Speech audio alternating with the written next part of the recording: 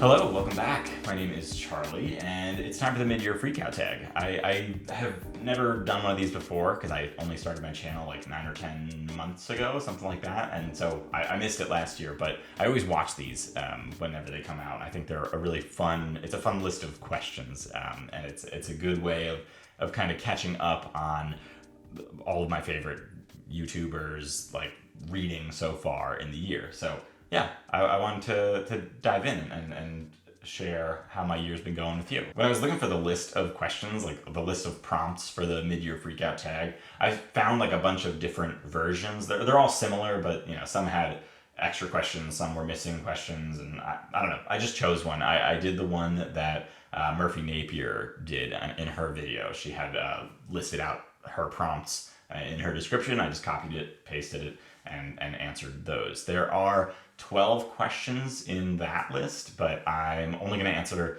11 of them because there's one question that I don't have an answer for. I just don't care about that one. So, but I'll still mention it and I'll still list it in the description of my video in case you want to participate. I would love to see your answers for all these questions. I'm just going to dive into question number 1, which is the best book you've read so far in 2025. For me, this one was kind of easy because I haven't really had all that great of a year in terms of my reading. Like I have 0 5-star reads so far this year, which is a bummer. But I do think that this is the best of the bunch, and that is going to be The House in the Cerulean Sea by T.J. Klune. This was the first book I read by this author, and it was wonderful. It's queer, and it's like a little bit romantic, and it's a kind of a story about family. It's a cozy kind of book. So if you like fantasy books and you're looking for something to make you feel good, I think this is a great series to check out. I read it in like 4 days. It's just compulsively readable, and yeah, it was wonderful. It makes you feel warm, and I feel like we need that a little bit right now. So yeah, this was great. Definitely the best thing I've read so far this year. Question number 2 is, what is the best sequel you've read so far this year? I have read a decent number of sequels this year, so there was some competition here, in theory, but really this one blew the rest out of the water. A Drop of Corruption. This is book 2 of the Anna and Din mysteries. I think it used to be, or maybe is still called, like the something Leviathan series, something like that. I think they're trying to rebrand to Anna and Din mystery.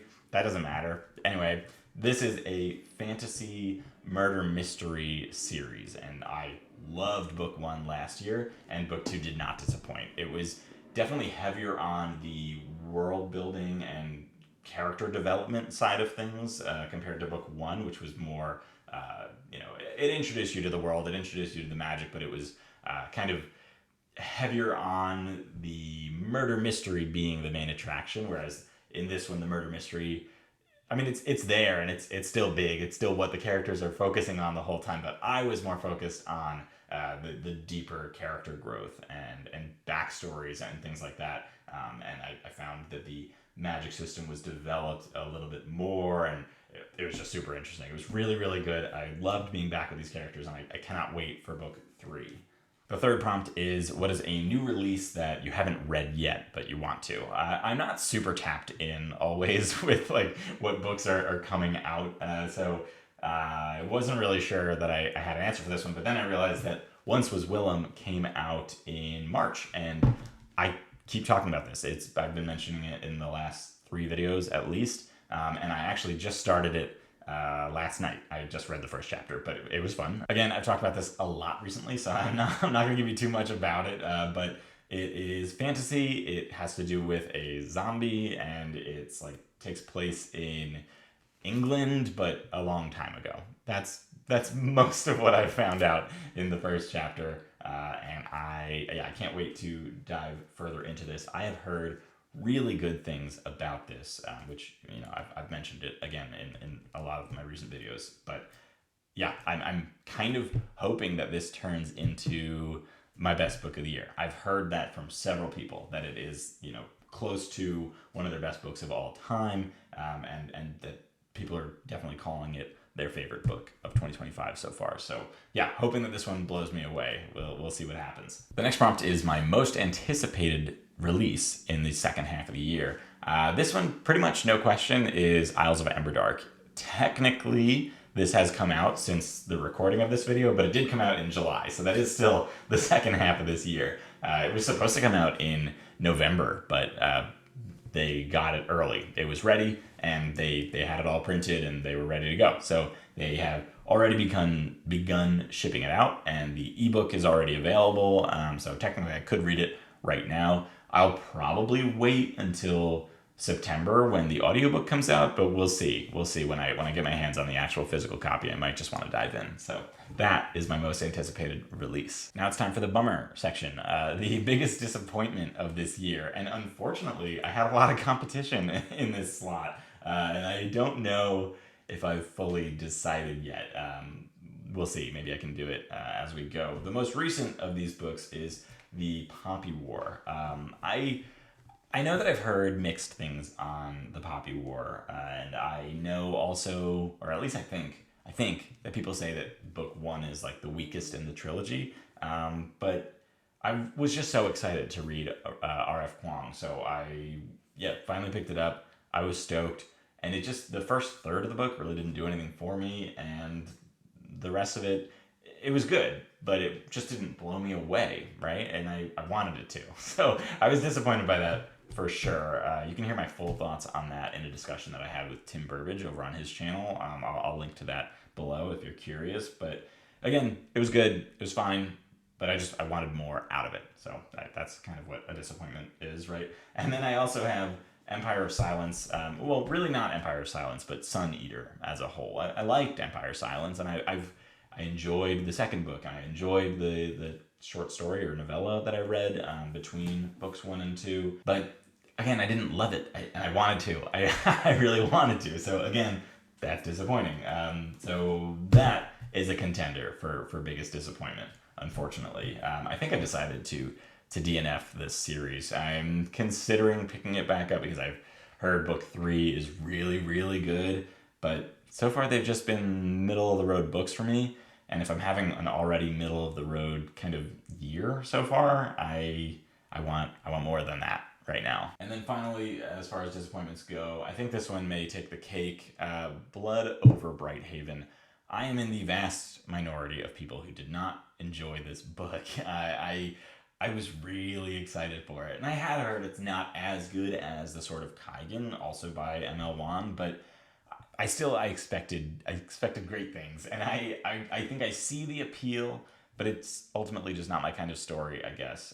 And there were some problems I had in terms of believability, and I generally don't mind an unlikable protagonist, but I really didn't like the protagonist. I thought they made a lot of bad decisions, and I couldn't get into it. And so yeah, I was really excited for it.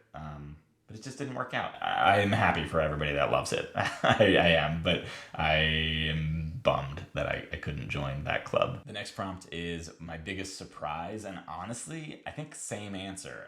I think I was surprised that I didn't love Blood Over Brighthaven. I was surprised that I did not love the Sun Eater trilogy, or not trilogy, series, and I'm surprised that I didn't love the Poppy War. So they were bad surprises, but they were surprising. I expected to love all 3 of these, right? That's why they were so disappointing.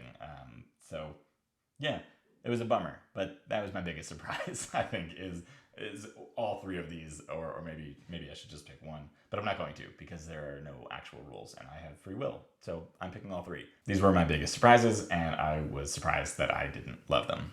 My favorite new author this year is probably, again, we have kind of a toss-up here. I mean, I've talked about The House in the Cerulean Sea already, listing it as my favorite book, and this is a book written by a new to me author, right? TJ Klune has written a ton of books, but this is the first I've read of him. So I feel like this kind of deserves that slot. But I also read book 1 of the, what is it called? The Realm of the Elderlings by Robin Hobb, Assassin's Apprentice. And while this book didn't necessarily, it wasn't a 5-star read, it was it was really good, but it still didn't get that 5th star from me. I guess I'm maybe just too stingy with my 5th star. But I think I've heard that this isn't like the strongest book in the series, and I really loved the writing. I really loved the characters and how character focused it was. And I love that Robin Hobb isn't afraid to do things that the reader might not like. She goes to dark places and she does things that are kind of like universally accepted as like a sin to do in movies and books, and check the trigger warnings, I guess. But I think that that's bold and exciting and sad. It's heartbreaking at times, but really really well done, really well handled. And I think the series just kind of, maybe it's not all uphill, but a lot of it is supposed to be just even better than this. And again, I really, really enjoyed this, so that's super exciting. So maybe Robin Hobb can get that award for best author, new to me author of this year. The 8th prompt is the one that I'm going to skip. It's newest fictional crush, and I don't care about that. I have no answer for that. I don't think about that when I'm reading books. That's not why I read books.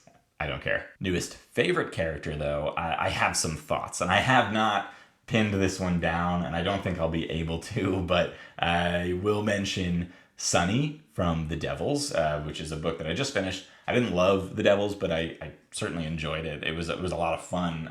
It just wasn't like an all-timer for me. I would read more of this series if Joe Abercrombie continues it as a series, which I think is his plan. And Sunny is this really lovable elf who can, turn invisible when she holds her breath, which I think is a really cool idea. She can hold her breath for a very long time, but still, that's cool. There's a limitation on your powers. That's always a good thing in my book. I don't like limitless power. I don't think that's exciting. So I love that. And she just has a lot of great scenes, a lot of great lines, and she's an elf, and in this world, elves, I guess it's our world, but different.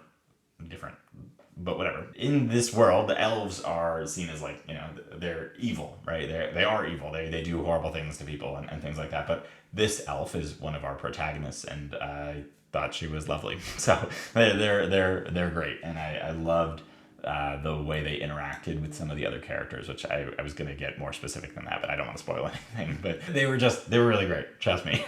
Really sweet, really interesting backstory, and I think I'll think of them often when I think of my favorite characters in fantasy.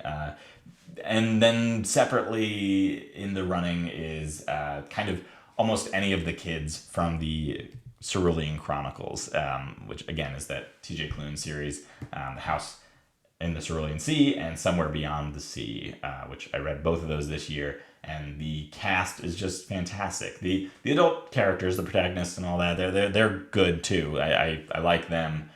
But the kids are just so fun. The basic premise of the story, at least book 1, if you're not familiar, is that we are in this fantasy world, fantasy characters, and our protagonist, his job is to go to an orphanage and decide whether or not that orphanage can remain open or if they should shut it down. He's kind of assessing the situation over there and making the determination. But they go there and they meet the characters, and it goes from there, right? They meet the people that live in the house, and the kids at that orphanage are just fantastic. And they're, one of them is a devil, one of them is a gnome, right? Gnome? Troll? Gnome. Like a garden gnome, that kind of thing, but alive. So kind of any one of them could be another favorite character. A book that made me cry. For this one, I'm gonna have to go back again to T.J. Klune. And I'll be honest, I didn't actually cry during this book, but I came close. I definitely felt, a tightening in my chest. I felt like I was starting to well up. But I haven't cried during a book in a very long time. So that that counts in my book. He got me very close. He got me close enough for me to give it to him. And it's actually not book 1. It's not The House in the Cerulean Sea. It's Somewhere Beyond the Sea. That book is so good. It's not quite as good as book 1, but it has a lot more. Without going into spoilers, it has moments that were more relatable to me. It has a lot more to do with the parenting side of the people running this orphanage, and that really got to me. There was a lot of like sweet, tender moments and also heartbreaking moments of kind of parenthood, and it just spoke to me. It got me a couple times. Again, I didn't fully cry, but I felt it coming on. So that'll get the point for, for this prompt. And then again, broken record, the 11th prompt is a book that made me happy. I'm just gonna give it to the series. I have to do it. No book that I've read this year has made me feel as happy as The House in the Cerulean Sea and Somewhere Beyond the Sea. Both of them, just giving it to the whole series, the Cerulean Chronicles. I know for content's sake, I should probably give you a more varied list of responses here, but that's the truth. So that's what I'm going with. What is the most beautiful book that I've bought or received this year? I, again, couldn't make up my mind. And again, that's fine. So I'm just going to give you all the answers that I have for this one. And there are four of them. The first one is by A.A. Vora. This book is called The Spin of Fate. Not The Spin, just Spin of Fate. Look at that. You see that? That's insane. The colors are gorgeous, and it's got this, kind of wraparound artwork of this like peacock, snake, dragon thing. I have no idea, but it's stunning. The colors are beautiful. I feel like they just gave the artist free reign to have as much fun with this character design as they wanted, and they went wild with it. I think this is one of the most creative. I'm sure that this is a thing in the book too, so I can't give all the credit to the artist, because I guess the author created this creature, but the artist really brought it to life. I haven't read the book yet, but I mean, it's stunning. So that's one of my choices. But I also have this here. This I got recently. I've talked about it recently. The Dance of Shadows. I think that is gorgeous. You can immediately get kind of a great sense of the tone of the story. I guess, I imagine. I haven't read it, so I don't fully know if that's accurate, but look at that. I mean, it's like clearly an African-inspired fantasy novel, which it is, and that just really comes through in the art. I love how like bright the red is, contrasting with the blacks and the gold accents. Really just gorgeous. I don't know if that's in every edition or if it's just this, I think this is what, Inkstone, if it's just like this edition of the book, but it's, again, just beautiful. So that definitely is in the running. But I also needed to include this series here.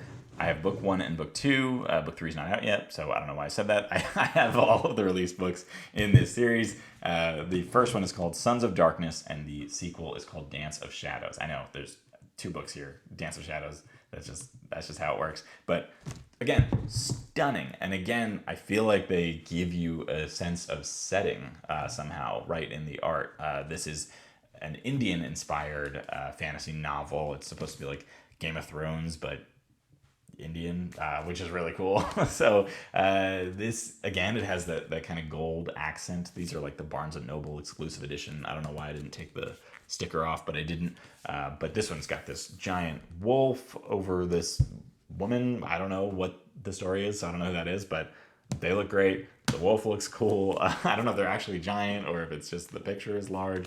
I don't know anything, but it looks cool. And then in the next one, it's a similar thing where there's, I don't know if it's the same character, but there's somebody down here and a big old elephant head up top. I don't know if you can see that from there, but again, just super cool. And they look great together. They look great on a shelf next to each other. I love looking at them on my shelf, honestly. And then just a quick nod also to Once Was Willem, which again, I just think looks great. This one doesn't even have like a ton of things to call out.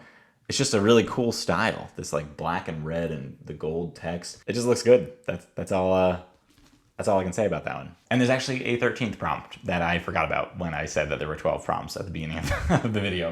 The 13th prompt is what are some books that you need, or what is a book that you need to read by the end of the year? And again, there's a million answers for this. I guess I don't need to read anything, but I want to read book 2 of what is it called? The Books of Babel. This series starts with Senlin Ascends, and book 2 is called Arm of the Sphinx. And I've been thinking about this book since I put down book 1, Senlin Ascends, and I do not know why I keep not picking it up. I I feel like I've heard a couple mixed things about the series as a whole, but I already know that I disagree with those people because I loved the first book, so I don't know why I'm letting that push this down my TBR, but I need to read this before the end of the year. I'll say that. I'm gonna commit to reading this before the end of the year. I feel like book one is one of the books that has stuck in my head more than like any other book. Like I feel like I could walk you through the events of book one, and I read it probably over a year ago, and I pretty much forget everything that happens in a book as soon as I put it back on my shelf. So that says a lot because my brain is very small. So yeah, I gotta pick this up. I don't know why I haven't yet. I'm gonna do it. I'm gonna do it this year. We'll see, but I think I will. And that is it. I, again, would love to hear your answers to these prompts. I will have them listed below in the description, as well as the video where I talk about the Poppy War with Tim Burbage. Looking forward especially to hearing people's response to prompt 1, which is best book of 2025 so far, because again, I need some help here. I haven't found a 5-star read yet, and I want it. So let me know what you've read that you loved. That's it. That's all I have for you today. Thank you so much for watching, and I will see you next week. Bye.